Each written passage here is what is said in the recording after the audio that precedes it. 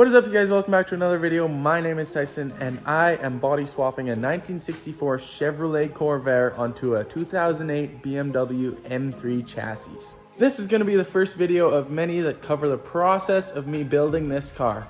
To start this project off, I'll be starting with parting the parts out that I don't need. I already went ahead and parted out the whole front end of my M3, which was a real pain, but I did it off camera. After I took apart the front end of the BMW, I'm more than happy to say that I'll be working on the Corvair. Parting out the BMW, I learned that there's not a lot of simplicity compared to these old American cars. So anyways, let's jump right in. The first thing I'm going to be doing on my Corvair is taking out the engine.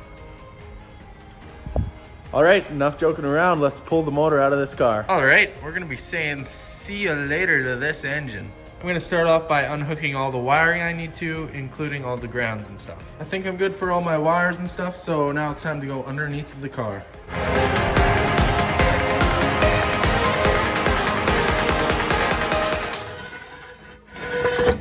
Always use jack stands for safety. Whoo-wee! Check out that rake. I'm under the car, checking out everything I got to take off. Got to take off that spring, that little cable, the speedometer cable right there, and then a few other things. Should be good. Not too sure if that's the correct way on how to remove the speedometer cable, but that's the way I did it. I'm on to taking some of the subframe mounts out. Two of them came out really easy, but there's two of them that are really stuck in there, so I'm gonna give her some good heat and hopefully get them loose. Okay, so I got the two out on one side, and when I got the second one out, the subframe actually dropped about half an inch, which kind of scared me. I didn't think it would come right down because there's still a motor mount, but I also didn't think that it would move at all. All right, that bolt ended up just breaking, so that's fine. Now, if you can see that, the whole subframe moves. I think one of the last steps is to remove this engine mount, and then I want to see if it moves. And then I think I also have to lift the car up while I'm lowering the engine so that it comes out nicely. Okay, I kind of want to video this. I don't really have anywhere to set my phone up on, so I did the best I could, but I think I'm ready to drop the engine here. Let's see if it moves. Whoa, that was quicker than I wanted to go. I don't know if that fuel line to the carburetor is gonna clear. Okay, I was able to get this fuel line off. The guy in the video that I was watching had trouble with this, but I honestly think I'm gonna clear, so we're gonna try again here. You could also check underneath of the car to see if there's anything that's gonna be catching. I'm gonna go under there, check things out. Okay, so I actually have it fully dropped down now, but I realized the main transmission linkage is still hooked up, which was really dumb of me. Well, anyways, it's getting late. I'm gonna leave it at this point, call it a night, and come back in the morning and finish tackling this. It's actually going a lot smoother than I thought, and it's pretty easy. Hell yeah. All right, it's the next morning. I'm on my way back to the shop. I didn't get too much sleep last night. I was wondering why I didn't keep going on the car. And we're back. Here's where I left off. The Corvair's taking a big shit. Okay, so the only thing holding it is a bracket that I was supposed to take off, and I took the two bolts off, but the one bolt was spinning on the back side, so it wouldn't come out. What I ended up doing was just unhooking the thing that was attached to it, which I thought would work, but the motor is still caught on that bracket. But theoretically, if I pull back on the motor, it should drop off of that bracket. The subframe might drop a little bit, but I'm not too worried about it. I'm just gonna give it a go and see what happens.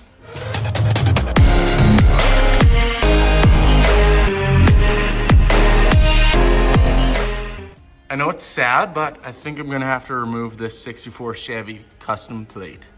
Okay, 64 Chevy's out of the way. Time to go. Okay, it just dropped down off that bracket, so it should be good now.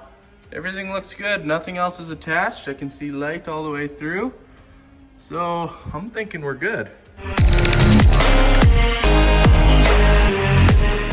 I was hoping I wasn't gonna have to lift the body any, but I think I'm gonna have to, which is fine.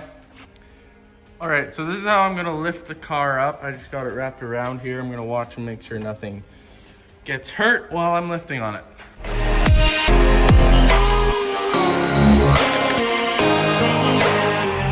All right, and there you have it. Drivetrain is removed. Now that was awesome.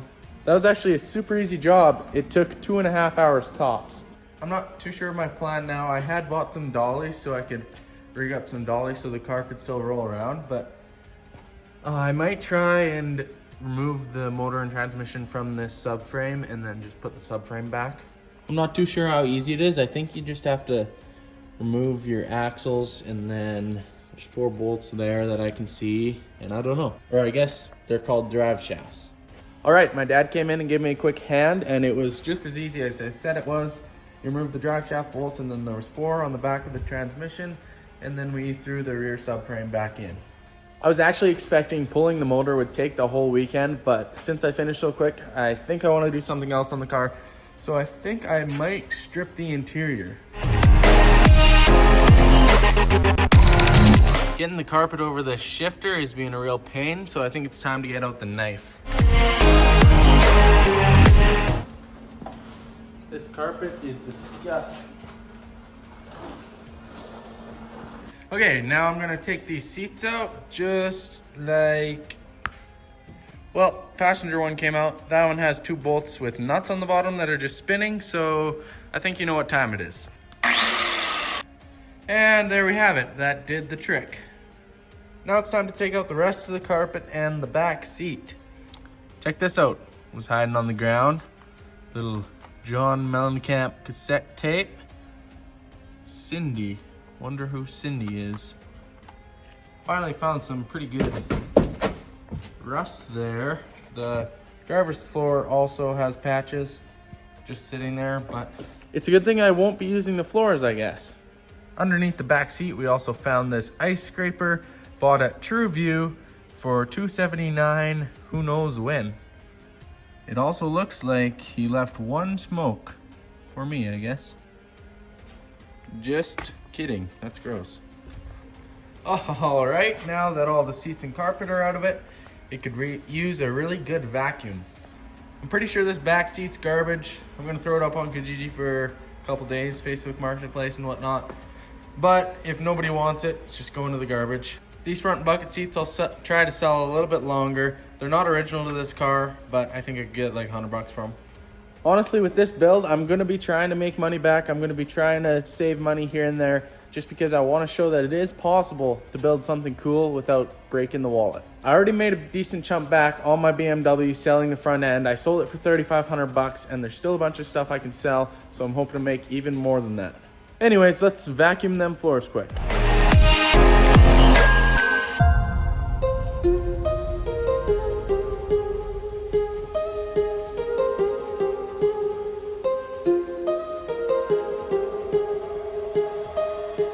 Just a quick vacuum up. Now I'm gonna remove these patch panels.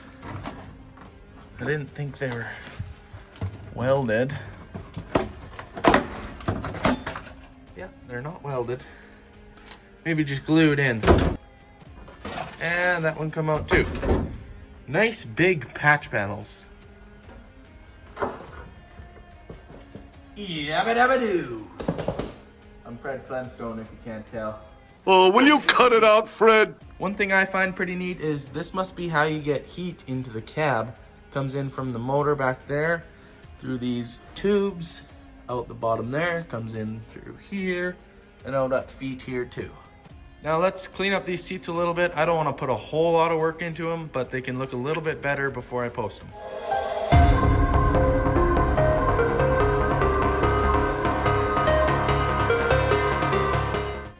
I say good enough. $100 could use a good cleaning.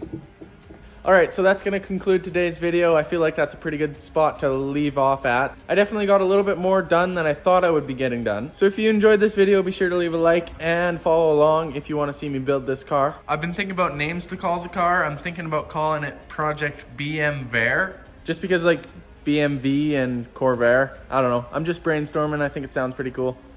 But feel free to leave a comment down below on how I can improve my videos or what you guys want to see more of. So with that, thank you guys for watching, and I will catch you in the next one.